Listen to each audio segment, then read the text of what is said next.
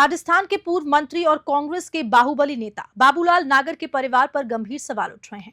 उनके बड़े भाई की पुत्रवधू ने मीडिया के सामने फूट फूट कर आरोप लगाए कि उसका पति उसे छोड़कर दूसरी महिला के साथ रह रहा है और वे खुद को मासूम बच्चों के साथ दर दर की ठोकरें खाने को मजबूर है। कभी एक सियासी परिवार की रुतबेदार बहू रही महिला अब झाड़ बर्तन करने को विवश हो रही है।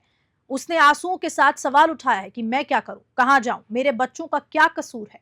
इस घटना ने सियासी हलकों में हलचल मचा दी है। सवाल ये उठता है कि जब बड़े सियासी परिवार की बहू को इंसाफ के लिए संघर्ष करना पड़ रहा है तो आम महिलाओं की स्थिति क्या होगी। क्या प्रशासन इस मामले में हस्तक्षेप करेगा और पीड़िता को राहत दिलाएगा। Bureau report news 21। मामला है पूरा बाबूलाल नागर के लिए आप बोल रहे हैं, क्या है पूरी बात? बाबूलाल नागर से मेरे काके ससुर जी लगता है मेरे, है ना। तो मैं 10 साल हो गए मैं झाड़ू पोछे करती हूँ। मैंने बाबूलाल नागर से भी गई तो वहाँ मेरे कोई सुनाई नहीं किया। और जो बाबूलाल नागर के जो लगता है उसका बेटा, तो वो है ना 4 साल से मुझे मार कूट किया। देखो मेरे से चाकू से भी काटा है। जब मैंने बाबूलाल नागर से गया तो बाबूलाल नागर भी कुछ भी सुनाई नहीं दिया मेरे। फिर मैं झाड़ू पोछा घर का झाड़ू पोछा करती हूँ, मैं मेरा पेट भरती हूँ तो वहाँ से भी मुझे धमकी देता है कि तुम क्या कर लोगे क्या नहीं है। मैंने बाबूलाल नागर, कौन देता है आपको? वो लक्ष्मण नागर देता है कि मेरा है ना बाबूलाल नागर है, तू कुछ भी नहीं कर पाएगी, तू कहीं पर भी चल जा, मेरा कुछ भी। लक्ष्मण नागर, मेरे पति का नाम लक्ष्मण नागर है। उन रामेश्वर नागर के बेटे की बहू हूँ मैं। और वो मेरे काके ससुर जी हजारी नागर है। ये सब मेरे वो है, तो मेरे कोई भी नहीं सुनाई दे रहा। बस मैं यही चाहती हूँ कि मुझे न्याय मिले, मुझे भी वो मिले। मैं कब तक मेरे झाड़ू पोछा कब तक करूँगी मैं। बाबूलाल नागर से आपकी किसी प्रकार की कोई बातचीत हुई? बातचीत हुई मेरी बाबूलाल नागर से। उसकी माँ जिंदा था, वो बाहर निकले थे। जब वो मेरे से वादा किया था कि बेटा मैं बाहर निकलूँगा जब मैं आप सुनाई दूंगा तो केस वापस ले ले, मैंने ये बात बोला। उनके खुद के बंगले की बात है, ये बात बंगले की है।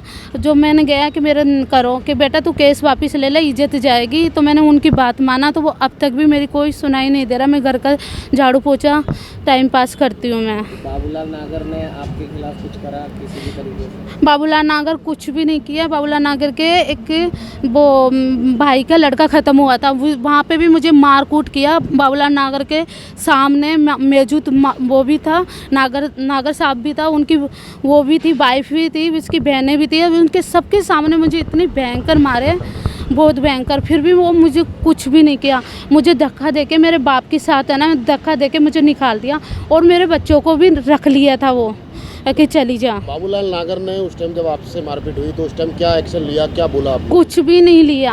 वो कुछ भी नहीं बोला, बोले चली जा। वैसे मुझे ही गलत बोलने लग गया। और मेरे छोटे छोटे बच्चे थे वहाँ, मेरे बच्चों को भी रख लिया बाबूलाल नागर।